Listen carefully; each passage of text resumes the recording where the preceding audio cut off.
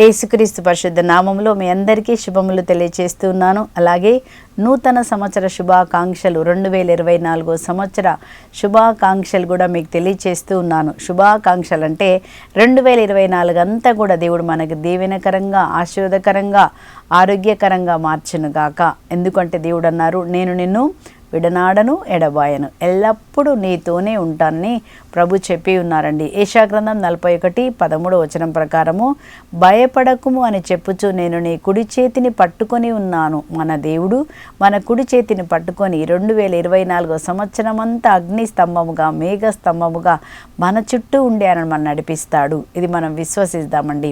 ఈరోజు మనం ధ్యానిస్తున్న అంశము, నేను నీకు నూతన బలమును దయచేయుదును.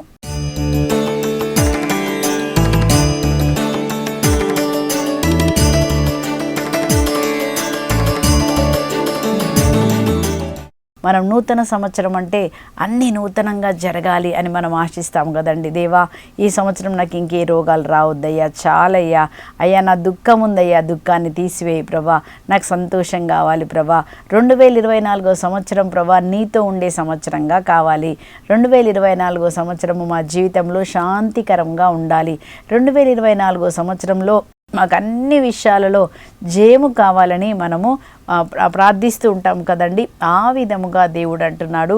దేవుడు కూడా అదే చెప్తున్నారండి. ఏమని చెప్తున్నారు మనం చదువుతాము. యెషయా గ్రంథంలో 40:31 మనం ఈ విధంగా చదువుతున్నాము. ఏమని చదువుతున్నామంటే, ప్రభువునందు వేచి ఉండువారు నూతన బలమును పొందుదురు. మన దేవుడు ఏం చేస్తారంట, మనం ఎక్కడెక్కడ ఓడిపోయామో, ఎక్కడెక్కడ బలం లేకుండా ఉన్నామో, ఈ నూతన సంవత్సరం అంటే నూతన బలమును మనకు దయచేస్తారంట. వారు పక్షిరాజు వలె రెక్కలు చాచి పైకి ఎగిరేలాగా నూతన సంవత్సరంలో అన్ని విషయాలలో మన ముందుకు వెళ్ళేలాగా, మన ప్రతి విషయంలో, ప్రతి పనిలో దేవుడు మనకి ముందుకు వెళ్ళేలాగా మనకి జయమును ప్రసాదిస్తారు. ఇంకా చూస్తున్నాము, అలసట లేక మనం పరిగెత్తేలాగా చేస్తారండి. ఏ అలసట అయితే ఈ 2023 సంవత్సరంలో మన జీవితంలో ఉందో అలసట అంతా ప్రభు తొలగిస్తారండి. దేనివల్ల అలసట వచ్చిందో అలసట అంతా దేవుడు తొలగిస్తారు. సొమ్మసిల్లగా నడక సాగించదరంట. పడిపోకుండా ఆ విధంగా నడిచేలాగా, అలసట లేకుండా నడిచేలాగా నేను నీకు నూతన బలమును దేవుడు మనకు దయచేస్తారని మనం చూస్తున్నామండి కదండి. వింటేనే సంతోషంగా ఉంది. కానీ మనము ఎలా ఉన్నామంట, ఏమంటున్నామంట, ఈ 2023 సంవత్సరంలో ఏమంటున్నామని మనం చదువుతున్నాము. ఎజేకియెల్ గ్రంథంలో 37వ అధ్యాయంలో అక్కడ 11వ వచనంలో మనం ఈ విధంగా చదువుతున్నాము. ఏమని చెప్తున్నారంట, దేవా, మేము అస్థికల వలె ఎండిపోయితిమి, మా ఆశ విఫలమైనది, మేము మృతులతో సమానమైతిమి. ఒకవేళ మన జీవితం ఈ విధంగా ఎండిపోయిన స్థితిలో ఉందేమో, ఆశ లేకుండా ఉందేమో, ఆరోగ్యం లేకుండా ఉందేమో, మనశ్శాంతి లేకుండా ఉందేమో, ఇలాంటి పరిస్థితులు అంటున్నారు. ఎండిపోయాము, మా ఆశ విఫలమైనది, మేము మృతులతో సమానమైతిమి అని ఎవరెవరైతే అనుకుంటున్నారో వారందరికీ ఒక శుభవార్తను దేవుడు తెలియచేస్తున్నారండి. ఏమని తెలియచేస్తున్నారు మనం చదువుతున్నాము. 12వ వచనంలో దేవుడు అంటున్నాడు, ఇలాగ ఎవరెవరైతే అలసిపోయినారో, ఎండిపోయినారో, మార్గమే లేదు ప్రభా అని అంటున్నారో వారందరికీ శుభవార్తగా దేవుడు చెప్తున్న మాటను మనము ధ్యానించుదాం. 12వ వచనంలో అంటున్నారు, నా ప్రజలారా, నేను మీ సమాధులను తెరిచి మేము లేపుతాను. చూసారండి, దేవుడు అంటున్నాడు ఏ నూతన కార్యం చేస్తారంటే, ఎలాంటి సమాధి లాంటి ఒక జీవితం, ఇంట్లో ఉన్న సమాధానం లేకుండా, మరి అలాగే అనారోగ్యంతో ఉన్నారేమో, లేకపోతే అప్పు సమస్యలతో ఉన్నారేమో, ప్రభు అన్నాడు నేను మీ సమాధులను తెరిచి నేను మిమ్మల్ని తీసుకొని వస్తాను. ఎందుకంటే మనం అనుకుంటాం నా జీవితం అయిపోయింది, ఇంకా నా వల్ల కాదు, మేము పైకి రాలేమో అనుకుంటున్న వారికి దేవుడు అంటున్నాడు, నేను మీ సమాధులను, సమాధి అంటే అనారోగ్యం అనే సమాధి ఉంటే నేను మళ్ళీ మిమ్మల్ని ఆరోగ్యపరుస్తాను, శాంతి లేకపోతే మీకు శాంతిని నేను దయచేస్తాను, ఐశ్వర్యాన్ని నేను దయచేస్తాను. ప్రభు అంటున్నాడు మీ సమాధులు తెరిచి నేను మిమ్మల్ని లేపి మిమ్మల్ని మరలా ఇజ్రాయేలు దేశమునకు తోడుకొని వస్తాను. అంటే మళ్ళా నిన్ను పూర్వస్థితికి నేను తీసుకొని వస్తాను. అది దేవుడు అండి. నూతన కార్యం ఏంటంటే, నూతన బలం ఏంటంటే, ఎక్కడైతే మనం ఎండిపోయామో మనం చూస్తున్నామండి, ఎండిన ఎముకలకు దేవుడు ఏమిస్తారంట, జీవాన్ని ఆయన కలగచేస్తారు. అది మనం చూస్తున్నామండి. ఆయన అంటున్నారు, ఎలా మన సమాధులను తెరుస్తారని 14వ వచనంలో చెప్తున్నారు, నా ఆత్మను మీలో ఉంచి మీరు జీవించినట్లు చేయుదును. చూసారా, ఎక్కడ మనం ఎండిపోయామో, ఓడిపోయామో, అలసిపోయామేమో, కృంగిపోయామేమో, దేవుడు అంటున్నాడు తన ఆత్మను మీలో ఉంచి మీరు ఏం చేస్తారంట, మీరు జీవించినట్లుగానే దేవుని ఆత్మ మనపైకి వచ్చినప్పుడు ఎండిన ఎముకలు జీవముగా మారుతాయని మనం చూస్తున్నామండి. దేవుడు ఆ విధంగా చెప్తున్నారు. దేవుడు ఏం చేస్తారు ఈ నూతన సంవత్సరంలో, ఈ నూతన సంవత్సరం 2024లో ఏం చేస్తారంటే, నా ఆత్మను మీలో ఉంచి మీరు జీవించినట్లుగా చేస్తాను. చూసారండి, మన దేవుడు తన ఆత్మను మనం చదువుతున్నాం. అపోస్తుల కార్యం 2వ అధ్యాయంలో 17వ వచనంలో, అంత్య దినముల్లో అందరిపై నా ఆత్మను కుమ్మరిస్తా అన్నారు. దేవుడు ఈ కార్యము 2024లో మన కోసం ఆయన చేయడానికి సిద్ధముగా ఉన్నారండి. మన కన్నీటినంతా ఆయన తుడుస్తారు. ఏ ప్రార్థన అయితే చేశామో అవన్నీ దేవుడు 2024 సంవత్సరము మన ప్రార్థనకు జవాబు సంవత్సరంగా మనం చూడబోతున్నాం. అలాగే ఇక్కడ మనం చదువుతున్నాము ఎజేకియెల్ గ్రంథంలో 36వ అధ్యాయంలో 25వ వచనంలో ప్రభు ఏమంటున్నారు, నేను మీపై శుభ్రమైన జలములను చల్లి మిమ్మల్ని నేను శుద్ధి చేస్తాను. దేవుడే శుద్ధి చేస్తారంట కదండి. ఆయన మన పాపముల కొరకు తానే ప్రాయశ్చిత్తంగా మారి మన పాపములన్నిటినీ, మన దుష్కార్యములన్నిటి నుంచి ఆయన మనల్ని విడిపించారు. మనం అడగలేదు. తల్లి గర్భంలో ఉన్నప్పుడే, నువ్వు పుట్టకముందే యేసుక్రీస్తు నిన్ను నన్ను ఎన్నుకున్నారని మనం చదువుతున్నామండి. కాబట్టి ఆ యేసు రక్తంలో ఏం చేశారంట, మనల్ని శుద్ధి చేస్తానని చెప్తూ, శుద్ధి చేసిన తర్వాత ఏం చేస్తారంట, నేను మీకు నూతన హృదయమును కలగజేస్తాను. నూతన సంవత్సరంలో నూతన హృదయం. అప్పుడు మనం ఏం చేస్తామండి, దేవుని పోలికగా మనం మారిపోతాము. ఎక్కడైతే కఠినాత్మ ఉందో, ఇక్కడ మనం చదువుతున్నాము, నూతన ఆత్మను మీలో ఉంచుతాను, మీలోండి రాతి గుండెను నేను తొలగిస్తాను. ఏ రాతి గుండె వల్ల పాపము మనం చేశామో, ఏ రాతి గుండె వల్ల మనం దేవుని ఆజ్ఞలకు విధేయత కాలేదు, ఒకరికి ప్రేమ చూపించలేదో, ఓర్చుకోలేకపోయామో, దేవుడు అంటున్నాడు, నేను రాతి గుండెను తొలగించి నీకు మాంస ముద్దనిస్తాను, నూతన స్వభావమే కలగజేస్తాను. ఇది దేవుడు నూతన సంవత్సరంలో చేసేదని మనమందరం కూడా విశ్వసిద్దాం. ఈ కార్యములు దేవుడు అంటున్నాడు, భూమి ఆకాశం గతించిన దేవుని మాట గతించదండి. దేవుని మాట ఆయన ఏమంటున్నాడు, నేను నా మాటను నిలబెట్టుకునే దేవుడుగా ఉన్నారండి, అబద్ధమాడే దేవుడు కాదు. కనుక మనము ఆశతో నిరీక్షిద్దామండి. 2024 సంవత్సరంలో దేవుడు అంటున్నాడు, నేను మీకు నూతన హృదయంను కలగజేస్తాను, రాతి గుండెను తొలగిస్తాను, నా ఆత్మను మీలో ఉంచుతాను. ఇంకా ఏం చేస్తా అంటున్నారు చూడండి, నా ఆత్మను మీలో ఉంచి మీరు నా చట్టములు విధులు పాటించినట్లుగా చేస్తాను. చూసారండి, దేవుడే తన ఆత్మను మనలో ఉంచి మనం పాటించేలాగా ఆయన చేస్తారంట. పాటించినప్పుడు ఏమవుతుందండి, అప్పుడు నేను మీకు దేవుడిని అవుతాను, మీరు నాకు బిడ్డలు అవుతారు, నేను మిమ్మల్ని దీవిస్తాను. అంటే దేవుడు ఏమంటున్నాడు ఇక్కడ, నేను మిమ్మల్ని దీవించడానికి నిర్ణయించుకున్నాను కాబట్టి నీకు నూతన హృదయంను కలగజేస్తాను, నూతన ఆత్మను మీలో ఉంచుతాను, రాతి గుండెను తొలగిస్తాను, నా ఆత్మ మీలో ఉంచి మీరు నా ఆజ్ఞలు చట్టాలు పాటించేలాగా. ఇంతవరకు మనం పాటించకుండా ఏ పాపం, ఏ శాపం, ఏ రోగం, ఏ కొట్లాటలు వచ్చినాయో వాటన్నిటి నుంచి దేవుడు అన్నాడు, నేను శుద్ధి చేస్తాను. ఇది నూతన సంవత్సరం అండి. ఆ విధంగా చేయాలని దేవుడు ఆశపడుతున్నాడు. మన తండ్రి మనకు నూతన దీవెనివ్వాలని ఆశతో ఎదురు చూస్తున్నట్లా విలాప గ్రంథం 2వ అధ్యాయంలో మనం చూస్తామండి. 22, 23 వచనాల్లో, దేవుని ప్రేమ గతించలేదు, ఓడిపోలేదు. ప్రతి ఉదయము దేవుడంట తన భాగ్యమును, తన ఆశీర్వాదమును నూతనముగా కుమ్మరిస్తారంట. నూతనముగా దేవునికి మన మీద వాత్సల్యత, అట్లాగే కదండి మన పిల్లలకి మనకు కూడా రోజు రోజు వాళ్ళ మీద ప్రేమ పెరుగుతూ ఉంటుంది కదా. మన దేవుడు కూడా మన తండ్రి, ఆయన ప్రేమామయుడు కనుక ఆయనకి మన మీద ఇంకా అధికముగా ప్రేమ కలుగుతుందంట. హోషేయ గ్రంథంలో 11లో అంటాడు, నేను తలంచుకున్నప్పుడల్లా నా హృదయము నీ ఎడల ప్రేమతో కదులుచున్నది. ఇది వ్యక్తిగతంగా తీసుకోండి. మన దేవుడు ప్రేమామయుడు. నీ పరిస్థితిని అంతా ఆయన మారుస్తాడండి. నీకు నూతన ఆత్మను కలిగిస్తాడు. నూతన హృదయాన్ని కూడా దేవుడు మనకిచ్చి నూతన కార్యాలు మన జీవితంలో చేయడానికే దేవుడు ఈ నూతన సంవత్సరాన్ని మనకిస్తున్నారండి. ఈ నూతన సంవత్సరంలో దేవుడు ముఖ్యంగా తన ఆత్మను కుమ్మరించినప్పుడు మనం నూతన వ్యక్తిగా మారిపోతాము. అది దేవుడండి. 2 కొరింథీ 3:17లో మనం ఏం చదువుతున్నామంటే, ఆత్మ ఎక్కడ ఉంటే అక్కడ స్వాతంత్రం. నీకు నాకు ఏ బలహీనతలో బంధకాల్లో పట్టబడి స్వాతంత్రం లేకుండా ఉన్నామో దేవుడు ఏం చేస్తా, తన ఆత్మను పంపి పరిశుద్ధాత్మ అభిషేకం కాడిని విరగ్గొడుతుంది. మొండి వారిని మరి ఎలా మారుస్తారంట? ఆశీర్వాదకరంగా మారుస్తారు, దీవెనకరంగా మారుస్తారు. పిరికి వారు భయపడుతూ వేదనతో ఉంటే దేవుడు ఏం చేస్తారండి? నూతన కార్యము మన జీవితంలో చేస్తారు. ప్రభు అంటున్నాడు అలసిపోయిన వారితో ఏమంటున్నాడండి?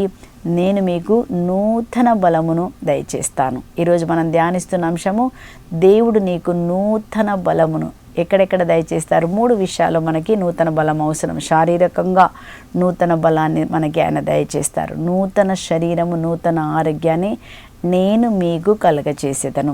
నేను మళ్ళీ మిమ్మల్ని నేను స్వస్థపరుస్తాను. ఆయన పొందిన దెబ్బల చేత మనకి స్వస్థత. ఎక్కడెక్కడ మన శరీరం రోగంగా మారిందో ఆయన పొందిన దెబ్బల చేత మన శరీరాన్ని ఆయన స్వస్థపరిచారండి. రెండోదిగా మనం చూస్తున్నాము, మానసికంగా మనం కృంగిపోయినప్పుడు దేవుడు అక్కడ మనకి నూతన బలాన్ని కలగజేస్తారు. మన మనసుకి విల్ పవర్ ఆయన కలగజేస్తారు. ఈరోజు మానసికంగా మనం కృంగిపోయామా? దేవుడు అంటున్నాడు, ఇప్పుడు నేను నీవు అన్ని పనులు చేసుకునే విధముగా నేను నీకు మానసికంగా ధైర్యము కలగజేస్తానని ప్రభు చెప్తున్నాడు. మూడోదిగా మనం చూస్తున్నాము, ఆత్మ విషయంలో ఆత్మ పడిపోయిన స్థితిలో ఉందేమో, లేకపోతే ఆత్మ పాప విషయంలో ఉందో, కృంగిపోయినట్టుందో, ఆత్మ విషయంలో కూడా దేవుడు ఏం చేస్తారంటే ఆయన నూతన కార్యం చేస్తారంట. మన ఆత్మను దేవుడు ఏం చేస్తారండి?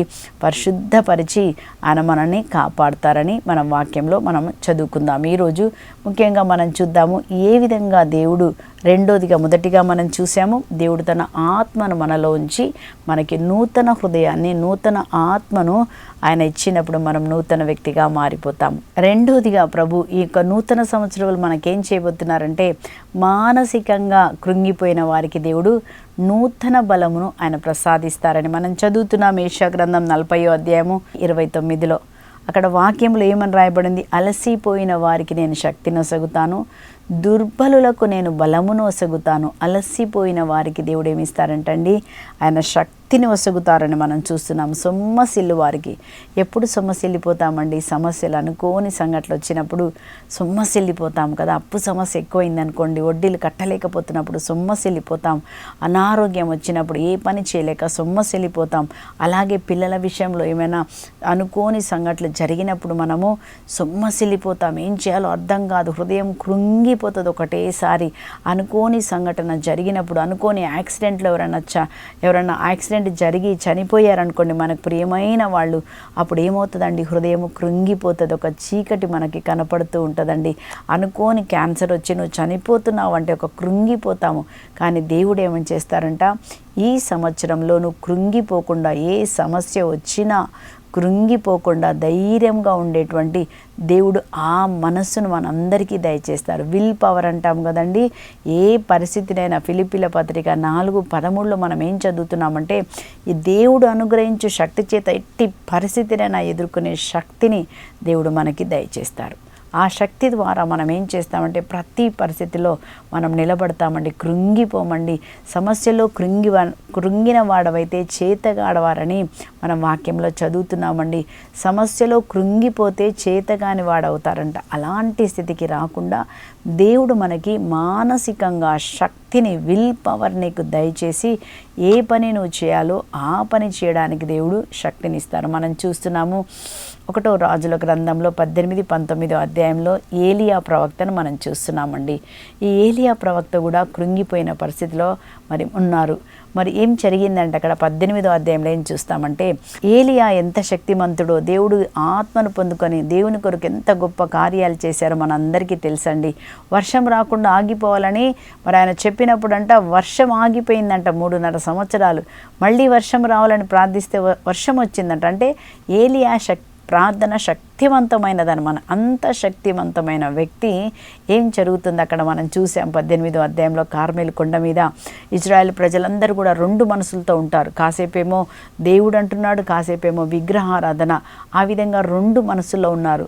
కానీ మనం వాక్యంలో చదువుతున్నాము, నీ దేవుడైన యెహోవాను మాత్రమే నువ్వు ఆరాధించాలి, ఆయన మీద నమ్మకం ఉంచాలి కదా. నేను కాదని ఇంకొక దేవతను మీరు ఆరాధించినట్లు మీరు శాపగ్రస్తులు.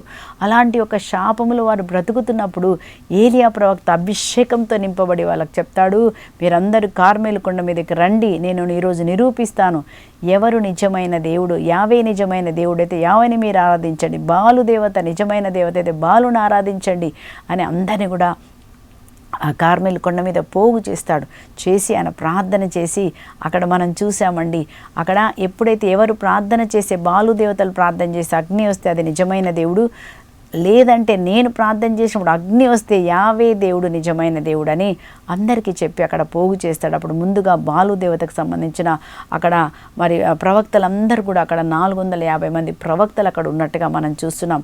వాళ్ళందరూ ప్రార్థన చేశారు కానీ ఏమీ జరగలేదు, ఏమీ రాలేదు. అప్పుడు ఏలియా అంటాడు, ఓకే, ఇప్పుడు మేం ప్రార్థన చేస్తాము, నిజమైన యావే నిజమైన దేవుడైతే ఆ తడిసిన నీళ్ళ మీద అగ్ని దిగి వచ్చి కట్టలను మండించునుగాక అని ఆయన చెప్పి ఎప్పుడైతే ఆ బలిపీఠంను సరిచేసి, బలిపీఠం సరిచేయడం అంటే మన జీవితాన్ని సరిచేసుకోవాలి, మన ప్రార్థనా జీవితాన్ని సరిచేసుకోవాలి, మన మాటలను మన చూపును సరిచేసుకోవాలి.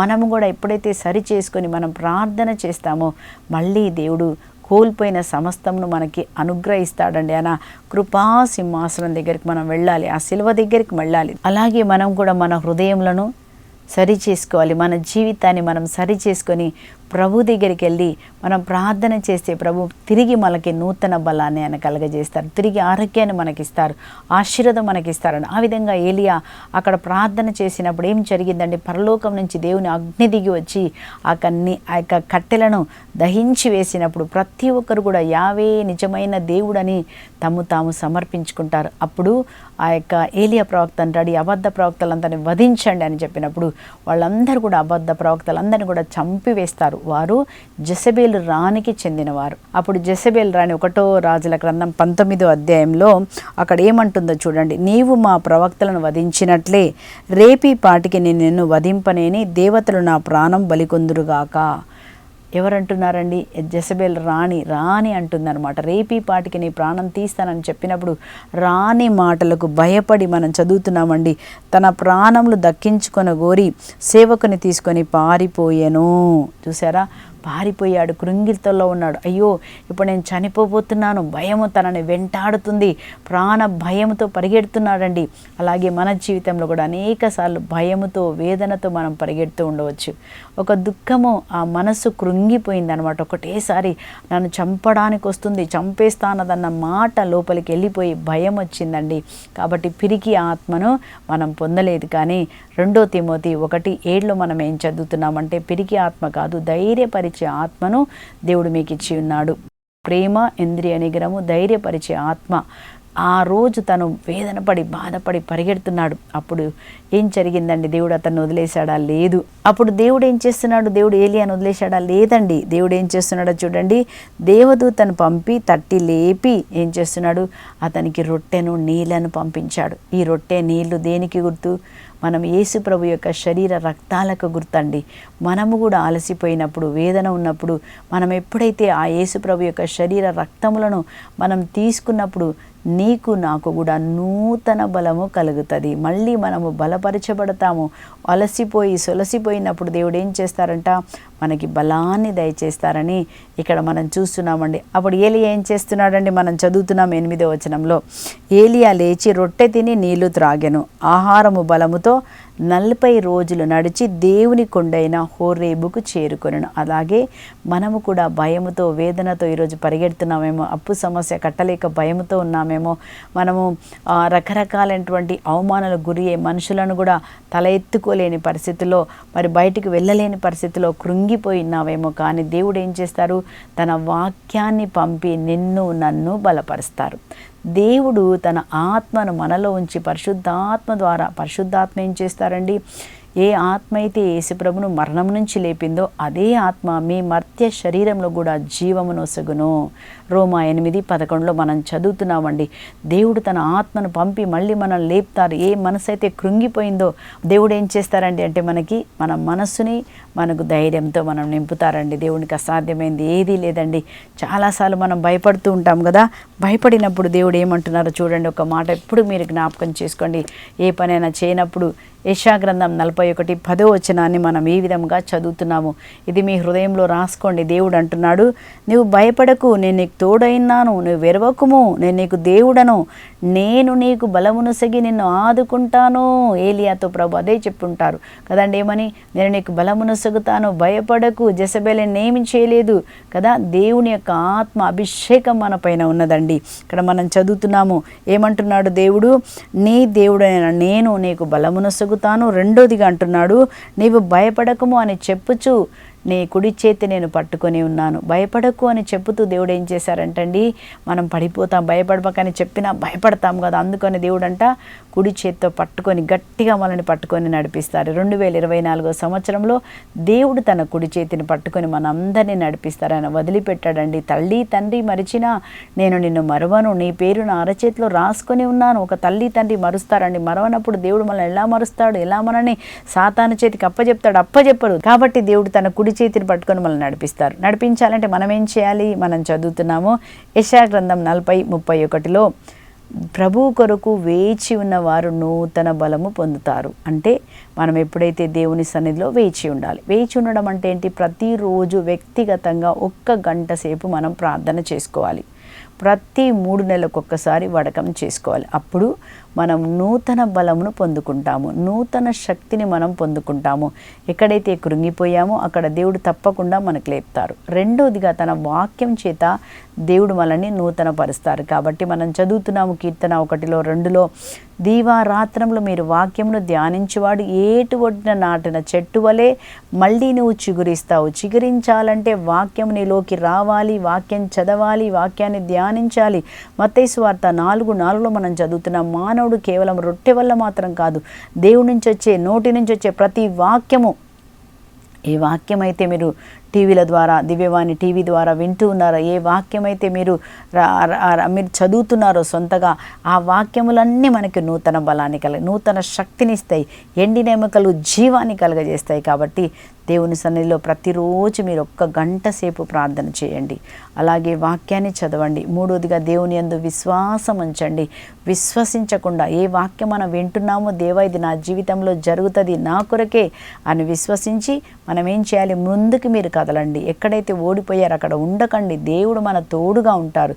ఆయన 2024 సంవత్సరం మనకి దీవెనకరమైన సంవత్సరం, మనం లేచి ప్రకాశించే సంవత్సరం, దేవుడు మనకి కటాక్షం ఇచ్చే సంవత్సరం. ఈ సంవత్సరం పేరే కటాక్ష సంవత్సరం. ఆ కటాక్షం ఈరోజు మన అందరిపైన వచ్చినగాక. ఆమెన్. ప్రార్థించుకుందాం. పరిశుద్ధుడైన తండ్రి, ప్రేమ స్వరూపుడైన దేవ, ఇదిగో నేను నీకు నూతన బలమును నొసిగి, నూతన హృదయమును, నూతన ఆత్మను నేను మీలో ఉంచుతాను. అప్పుడు మీరు నా విధులు చట్టాలు పాటిస్తారని చెప్పిన దేవా, పక్షిరాజు వలె పైకి ఎగురుతారు, రెక్కలు చాచి మీరు ఎగురునట్టుగా మీకు నూతన బలమును ఇస్తానని చెప్పిన దేవా, ఈ రోజునైనా ఎవరెవరైతే శారీరకంగా, మానసికంగా, ఆధ్యాత్మికంగా కృంగిపోయినారో, కృంగిన వారిని ప్రభా మీరు లేపే దేవుడు కనుక ఈరోజు ప్రతి బిడ్డలోనికి నీ ఆత్మను ప్రకాశింపచేసి ప్రతి సమస్యలో నుంచి బయటపడే మార్గం ఈరోజు వచ్చునుగాక. ఎండిన ఎముకలకు దేవా నీ జీవము గల ఆత్మ ప్రవహించునుగాక. ప్రతి ఒక్కరూ నూతన బలం పొందుకొని తండ్రి నూతనంగా అలసట లేకుండా 2024 సంవత్సరం పరిగెత్తే సంవత్సరంగా, నీతో అంటిపెట్టుకుని ఉండే సంవత్సరంగా, దీవెనకర సంవత్సరంగా, కటాక్షము గల సంవత్సరంగా మా అందరికీ మారునట్లుగా చేయమని యేసుక్రీస్తు అతి పరిశుద్ధ నామం పేరిట అడిగి అన్ని పొందుకొని ఉన్నాం పరలోకపు తండ్రి. Amen, amen. ఈ నూతన సంవత్సరం మీకు కరుణా కటాక్షములు గల సంవత్సరముగా మారునుగాక. Amen, amen. Praise the lord.